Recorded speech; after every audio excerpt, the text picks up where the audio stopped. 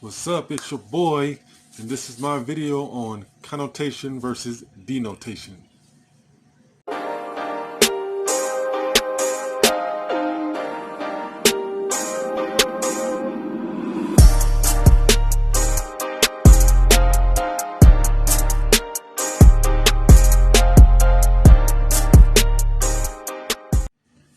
So the difference between denotation versus connotation is that the denotation of a phrase, it's its literal meaning. It means exactly what the phrase is trying to say. Whereas the connotative meaning of a phrase is what's implied. It's the abstract meaning. What the speaker says and how he says it versus how the listener hears it in the context of what is being said. For instance, let's say the phrase, what's up? If I say it to someone, they might take it as a greeting, like, hey, what's up? How you doing? Whereas if I say it with an implied voice like, what's up? To, let's say, a certain, female, she might take it as me trying to advance on her. Or if I say it to a certain type of dude, I'm like, yo, what's up? And I say it kind of mean, he might take it as me trying to start something with him. So that's mainly the difference between connotation and denotation, is the fact that denotation is the phrase for its literal meaning, and connotation is the phrase for its abstract or implied or inferred meaning. For my examples today, I'll be using some of the books by one of my favorite authors, Simon R. Green. Simon R. Green is an author from Britain, and he's famous for his Night Sight series and his Secret History series. He also is a New York Times best-selling author of Robin Hood, the Prince of Thieves. Now, I'll give you my first example of connotation versus denotation from Night Sight, Book 1. I did her the courtesy of considering the matter for a moment. It was a serious question and deserved a serious answer. I tried for 5 long years, but the night side is seductive. There's nothing in everyday London to match it. It's like living in color instead of black and white. Everything's more intense here, more primal. Things matter more here. Beliefs, actions, lives can have more significance in the great scheme of things. But in the end, it all comes down to the fact that I can make a much better living here than I can in London. In this scene, a couple of things are happening. John Taylor and Joanna Barrett have just left Strangefellow. It's a bar. And basically, Joanna asks John, why does he prefer to work in the night side? And he's just giving her a breakdown of why. And that's what's going on in this scene right here for context. So this scene is definitely a lot easier to break down as far as connotative and denotative. As you can see, John uses a lot of metaphors to describe what the night side is like. For instance, of saying like it's seductive, or saying that it's referred to as a living color, or even calling it primal. These are all connotative terms to describe the night side. Now, if we go to a more literal sense, when he says seductive, he just means that people are drawn near. When he says living color, he could be referring to the neon lights that are always described in the night side. And when he says primal, he usually describes the city as being alive itself. So those are some of the terms, the connotative and the denotative phrasing that we can find in the Night Side Book 1. Now let's analyze a work from Green's second book, Agents of Light and Darkness. Jessica Sorrow was coming to St. Jude's because she'd been told I was there, and I had what she was looking for.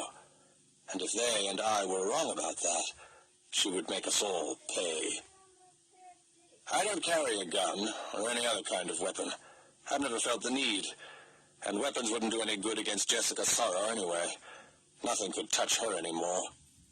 Something happened to her long ago, and she gave up her humanity to become the unbeliever. Now she doesn't believe in anything, and because she doesn't believe with such utter certainty, all the world and everything in it are nothing to her. None of it can affect her in the least. She can go anywhere and do anything, and she does. So basically in this scene, John is just going over, basically doing narration of this character known as Jessica Sorrow, who we come to know later on in the other books. But basically he's just describing who she is and why is he so afraid of her. Now, the connotations in Night Side Book 2 go a little bit deeper than the connotative meanings in Night Side Book 1. Like, for instance, when he says, weapons wouldn't do any good against Jessica Sorrow, a connotative way of looking at it would be to say that, conventional means of healing her deeper issues won't work. So he has to use unconventional means to help her. And also when he says that she gave up on her humanity to become the unbeliever, that could be him saying that, like, a lot of times when people are damaged or they go through traumatic things, that they lose themselves and they become less of who they would have been without going through that traumatic experience. So I kind of feel like we can look in deeper with these connotative meanings, whereas the denotative meanings in the context of the story are straightforward. Now, the connotative and denotative meanings that I picked from Night Side Series Book 3 are way simpler than the last two. Let's go into it. Side, being a city within a city, draws its energies from many sources, some of them illegal, some of them unnatural. Power is generated by blood sacrifices and imprisoned godlings, gestalt minds and tiny black holes held captive inside stasis fields. And there are other sources, so vast and awful, so alien and unutterably other, that just to glimpse their secret workings would drive a man insane. Not that anyone cares about such things in the night side, not as long as the lights are bright and the trains keep running. But the only really dependable source for electricity used to be the futuristic power plant of Prometheus, Inc. Magic may be more flashy, but there's always been as much super science as sorcery in the night side. In this scene, John has arrived at the only power plant in the night side, and he's pretty much given a rundown of how power works in the night side within the context of the story that's being told in this book.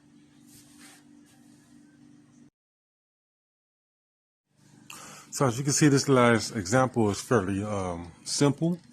Basically saying the night side is city within a city.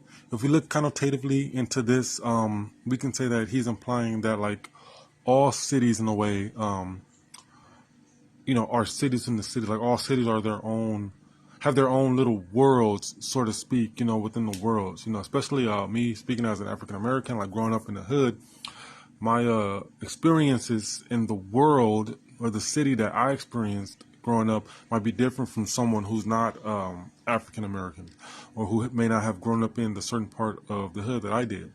Denotatively, though, it's just straightforward. The night side is a city that's hidden within London that can only be reached by certain channels or certain passageways, and it's just as simple as that. There's no, further explanation for it. There you have it, ladies and gentlemen. That was my presentation on connotative and denotative, or connotation and denotation. I hope you enjoyed. I hope I was able to provide you a little more insights. And until the next video or presentation, mind the typos. It's just different.